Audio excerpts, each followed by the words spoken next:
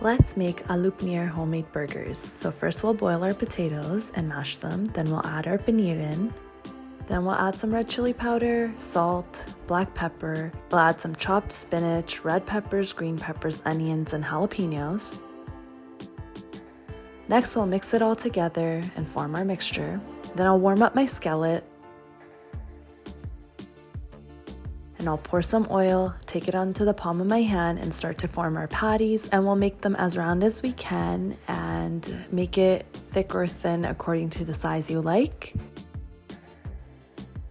And we'll let it cook on each side for about 10 to 15 minutes at 200 temperature. Our patties are now ready. Now we'll garnish our burger.